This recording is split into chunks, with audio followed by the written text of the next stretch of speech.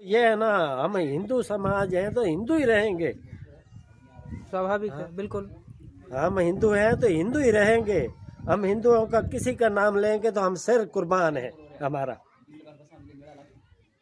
और भाई अब क्या बताऊँ, ये दर्द है, और ये दर्द जो कि हमारे कैमरे पे भी झलक रहा है आपको। धंधे में नहीं आया। और यहाँ कहते हैं कि आधार कार्ड ले आओ तो आपको बच्चे पढ़ाएंगे, जे आधार कार्ड नहीं होगा तो बच्चे नहीं पढ़ाएंगे।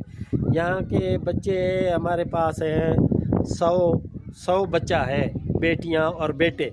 ऐसे लोगों से मिलाने वाले हैं जो जैसलमेर में रहते हैं और पाकिस्तान से आए हुए हैं, जो कि भारत के उस अविभाज्य भारत के ही हिस्से के व्यक्ति, उसी देश के नागरिक हैं।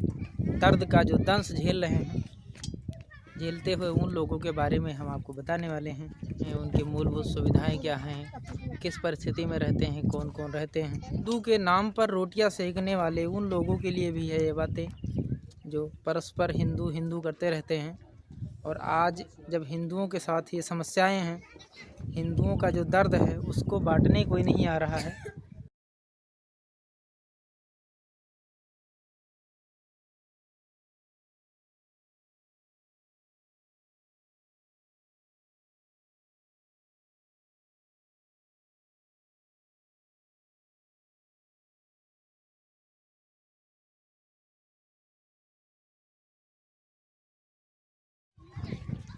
मैं अभी पहुंच चुका हूं जैसलमेर के उस जगह पे, जो कि पाकिस्तान से जो आए हुए हैं लोग, भारत के हमारे हिंदू समाज के लोग जो पाकिस्तान से आए हुए हैं, जो रहते हैं, उस जगह पे हम पहुंच चुके हैं। और ये जो दृश्य आपको दिख रहा है, ये वही बस्ती है जहां पर वहां से आए लोग रहते हैं। हम आपको बारीकी चीज़ दिखाएंगे यहाँ पे।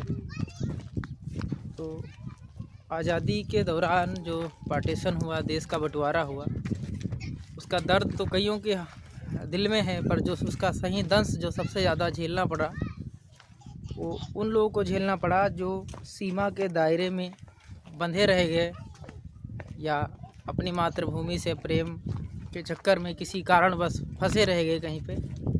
तो सबसे ज़्यादा दंश जो झेलना पड़ा, सबसे ज़्यादा समस्याओं परेशानियों का सामना जिनको करना पड़ा, हम कुछ ऐसे लोगों से मिलाने वाले हैं जो जैसलमेर में रहते हैं और पाकिस्तान से आए हुए हैं, जो कि भारत के उस अविभाज्य भारत के ही हिस्से के व्यक्ति, उसी देश के नागरिक हैं, जिनको आज़ादी के दौरान बंटवारे में एक अघोषित, ये बिना पूछे जाचे किसी से, बिना संबंधित लोगों से एक सीमा रेखा बनाने के बाद आधे लोगों को इधर, आधे लोगों को उधर कर दिया गया। जो उस कालखंड में उस दर्द का जो दंश झेल रहे हैं, झेलते हुए उन लोगों के बारे में हम आपको बताने वाले हैं, जो आज पाकिस्तान से आकर के पिछले 10 से 15 सालों, 30 सालों के बीच में निरंतर लोग आते जाते हैं, और वो आज जैसलमेर में रहते हैं। और हम आपको दिखाने वाले हैं कुछ ऐसे लोगों को जो यहाँ पर रहते हैं, उनकी मूलभूत सुविधाएं क्या हैं, किस परिस्थिति में रहते हैं, कौन कौन रहते हैं।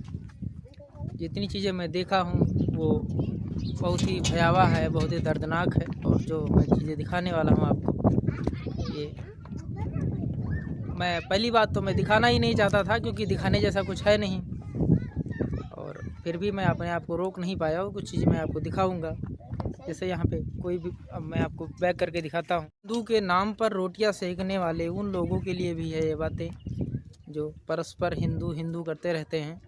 और आज जब हिंदुओं के साथ ये समस्याएं हैं, हिंदुओं का जो दर्द है उसको बांटने कोई नहीं आ रहा है, उनकी समस्याओं को समझने कोई नहीं आ रहा है। आप डेली किसी न किसी प्रवक्ता को न्यूज़ मीडिया में देखते हैं जो हिंदू हिंदू करते रहते हैं, ज्ञान देते रहते हैं। कोई प्रवक्ता, कोई व्यक्ति कभी इनकी दुख को समझने, इनकी समस्याओं को समझने नहीं आया है। मैं आपको कुछ प्रॉब्लम दिखाता हूँ। यहाँ पे ये 52 परिवार हैं जो पिछले 9 महीने से रहते हैं। 9 महीने हो गई यहाँ पे बस्ती बसाई हुई, और यहाँ पे बिजली है ना, रास्ता है, सड़क है। ये बाबा जी हैं यहाँ पे। आपका शुभ नाम? मौजूराम। मौजूराम जी। आप कब आए हैं सर यहाँ से? वहाँ से कब आए थे? 8-9 साल, अपने 8-9 महीने हो गए। 9 महीने आपको हो गए। और इससे पहले आप किस जगह पे रहते थे? ये किशन घाट। किशन घाट, मतलब यहाँ से हाँ, 3 किलोमीटर हाँ, पीछे है। हाँ पीछे है। वहाँ पे रहते थे अमर तो सागर में आके बैठे थे, वहाँ घर तोड़ दिए हमारे, तो फिर ये बस्ती बसाई, तो हम यहाँ आ गए। कहते हैं वहाँ बिजली दे दूंगा, यहाँ सड़क भी दे दूंगा और आपकी पानी की व्यवस्था कर दूंगा। वो पानी की व्यवस्था नहीं हुई है, ना सड़क मिली है और ना ही बिजली मिली है। बिजली से भी आवाज़ार बैठे हैं और पानी से भी आवाज़ार बैठे हैं। वो 500 रुपया लेते हैं एक टैंकर का, वो डलवाते हैं, वो 8-10 दिन होता है, फिर वापस 500 रुपया देने एक टैंकर आता है। कितना लीटर पानी होता है टैंकर तो में? उसमें 400 लीटर, 300 लीटर, 400 लीटर वाला 500 लीटर पानी 500 रुपए में मिलता है। हाँ, जो कि आपको 1 रुपये लीटर के हिसाब से सही मायने में देखा जाए तो ये कोई और नहीं, नगर निगम नगर पालिका यहाँ का देता है। हाँ। और पानी, और उसके अलावा और बिजली के बारे में क्या बताया गया था? हाँ, बिजली भी कहते थे भाई बिजली दे दूंगा, और बिजली अभी नहीं आई। 8-9 महीने हो गए वहाँ बसायों को, और ना ही भी सड़क देखो तो ये सड़क तो है ही नहीं। सड़क तो है ही है ही नहीं। नहीं। ये खड्डों में आप गाड़ी लेके आए हैं, यहाँ देख रहे हो खड्डे ही खड्डे पड़े हैं। तो हमने किए थे बीसीपी ले आओ और हमारा कोई सड़क तो सीधी कर दो। कि आपको क्या समस्या है, आप बैठे रहो, बैठे के जगह मिल गई है और बैठे रहो, या बैठ के तो गए तो, लेकिन ये समस्या तो दूर नहीं हुई। ना सड़क मिली।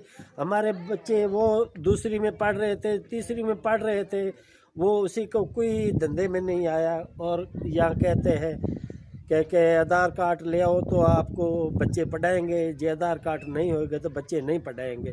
यहाँ के बच्चे हमारे पास हैं 100 बच्चा है, बेटियाँ और बेटे। बेटियाँ और बेटे 100 के लगभग हैं। तो ये स्कूल के पास गए तो वो कहने लगे भाई ये लेकर आओ, आधार कार्ड ले आओ तो आपके बच्चे पढ़ाएंगे, नहीं तो कोई बच्चे पढ़ाने की लोड़ नहीं है। तो मैंने बोला देखो कि यहाँ आने का मतलब तो ये है ना, हम हिंदू समाज हैं तो हिंदू ही रहेंगे। स्वाभाविक है, बिल्कुल। हम हिंदू हैं तो हिंदू ही रहेंगे। हम हिंदुओं का किसी का नाम लेंगे तो हम सिर कुर्बान है हमारा। और भाई अब क्या बताऊँ, ये दर्द है, और ये दर्द जो कि हमारे कैमरे पे भी झलक रहा है, आपको दिख रहा है। ये इनका अकेले का दर्द नहीं है, ये बुजुर्ग हैं बस्ती के, और ये बस्ती के नेता भी कह लो आप, जो 50-60 परिवार हैं उनके सबसे बुजुर्ग हैं। और ये इनका दर्द है जो कैमरे पर भी अपने आप दर्द को रोक नहीं पाए हैं। मैं बहुत हिम्मत करके वीडियो बनाने का प्रयास किया हूँ, और बहुत ही ये मेरे हिसाब से तो बहुत ही दयनीय स्थिति है, जो कि इनके कहने का, इनकी समस्याओं का जो आधार है वो ना कि पानी। बच्चे ना पढ़ सके, बेटियां ना पढ़ सकें तो क्या बताएं। जब समस्याओं को बताते हैं तो इनका सबसे बड़ी समस्या बताते हैं कि हमारी ज़िंदगी कट चुकी है और हम 50 साल के ऊपर हो चुके हैं। हम अपनी ज़िंदगी पाकिस्तान में भी गुजार सकते थे, लेकिन हमारे बच्चों की जो आने वाली पीढ़ी है वो पाकिस्तान में सुरक्षित नहीं थी।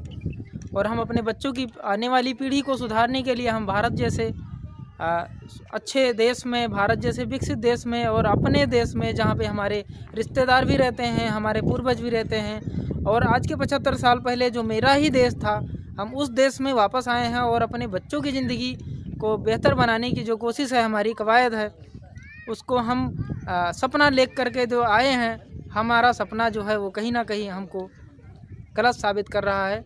ये इनकी समस्याएं हैं जो इन्होंने खुद अपने मुख से बताई है।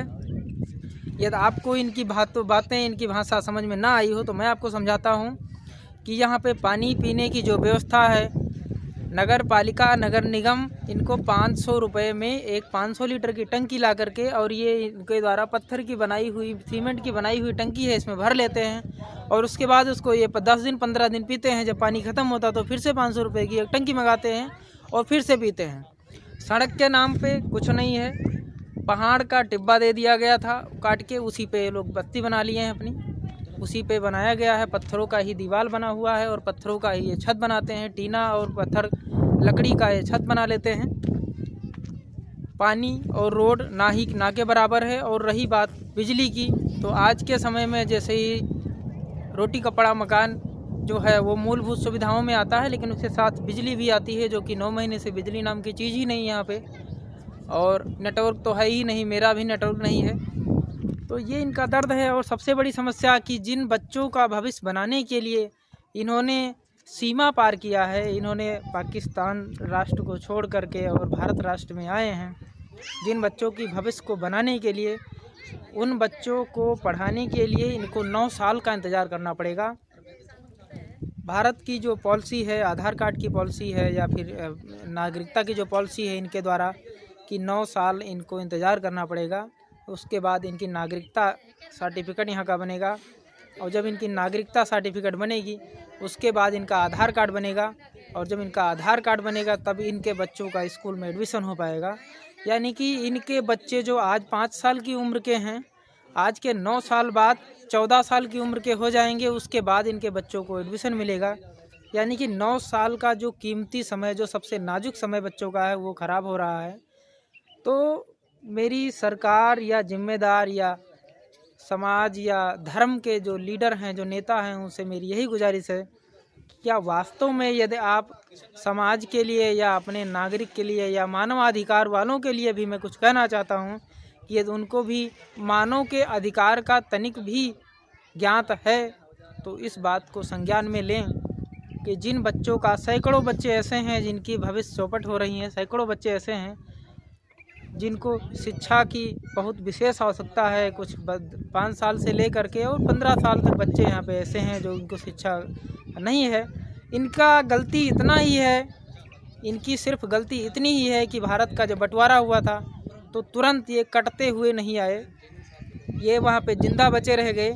यदि ये भागने की कोशिश करते तो इनको तुरंत काट दिया गया होता, और ये जिंदा वहाँ पे बैठे रह गए। इन्होंने अच्छे समय का, अच्छे वक्त का इंतज़ार किया वहाँ से आने का, बस इनकी इतनी ही गलती है। यदि ये उसी समय भागने का प्रयास करते तो ज़रूर मार दिए गए होते, फिर सरकार की समस्या नहीं होती है। सरकार आज सरकार के सर पे भी समस्या जो बनी हुई है वो इनकी इसी गलती की वजह से सरकार की भी समस्या बनी हुई है और इनकी बनी हुई है। इनकी गुजारिश कुछ नहीं है, ये आपसे कुछ नहीं मांगते हैं, आपकी प्रॉपर्टी का पूरा हिस्सा नहीं मांगते हैं। इनका मूलभूत सुविधाएं इनको दे दिया जाए। यदि आपने इनको रहने का ठिकाना दे दिया है, आपने रास्ता खोला था तभी ये आए हैं, ये भाग के सीमा पार करके नहीं आए हैं, ये घुसपैठिया भी नहीं हैं, ये आपके देश के ही नागरिक हैं, आपके ही हिंदू समाज के नागरिक हैं। जिस हिंदू राष्ट्र की बात करते हो आप, जिस हिंदू राष्ट्र में भारत का सबसे बड़ा मंदिर भगवान राम का मंदिर अयोध्या में बन रहा है, जिस हिंदू राष्ट्र के उद्देश्य से भगवान राम का मंदिर बन रहा है, भगवान राम के ही अनुयायी है। आपको झंडा दिखाता हूँ मैं, आप ये पाकिस्तान के रहने वाले हैं। इनकी हमारे घर में, मैं अपने घर की बात करूँ, मेरा घर जो श्रावस्ती में है, भारत का झंडा नहीं लगा हुआ है, लेकिन इनकी झुग्गियों पे आप देख लो, पीछे आप देख सकते हैं तिरंगा लगा हुआ है। एक एक घर पे तिरंगा लगा हुआ है, भगवा झंडा भी लगा हुआ है। ये भी सामने दिख रही है। आप देशभक्ति की पराकाष्ठा जो है वो पूरा इन्होंने पार किया हुआ है। देशभक्ति एक धर्म के आधार पे यदि ये अपने देश में आते हैं जहाँ पे हिंदुओं का बाहुल्य है, हिंदू का सत्ता है कह लो, या हिंदू राष्ट्र कह लो, यदि हम अपनी भाषा में हिंदू राष्ट्र कह लें, तो एक हिंदू पाकिस्तान या किसी अन्य देश से वापस आता है, जैसे कि हमारे कानूनों में भी बताया जाता है कि नागरिकता देंगे। यदि नागरिकता देने का प्रावधान जो है वो इतना विकट, इतना विकराल है, तो इतना कठिन है, जटिल है, तो कम से कम मूलभूत सुविधाएं तो दे दो। मूलभूत सुविधाओं की जो आकांक्षा है इनकी, उसकी पूर्ति कर दिया जाए। बाकी मैं और सरकारी कामकाजों में मेरा कोई दखल नहीं है, मैं दखल नहीं देना चाहता हूं, पर मैं गुहार लगाता हूं इनके दर्द की, इनकी जो समस्याएं हैं, समस्याओं को समझने का। कुछ चीज़ें इन्होंने खुद अपने मुख से बताई है और कुछ चीज़ें मैंने भी आपको बताई है।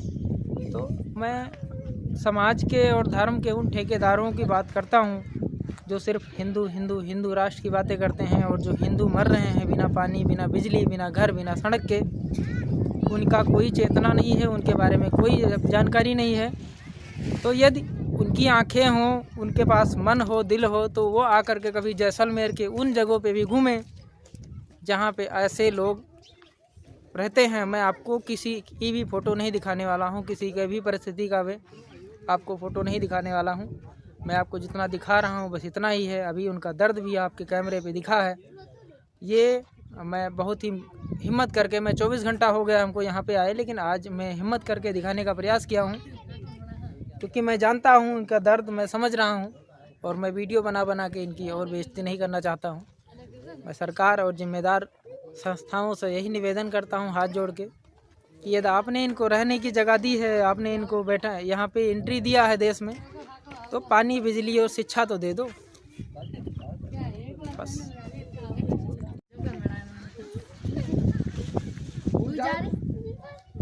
अच्छा होता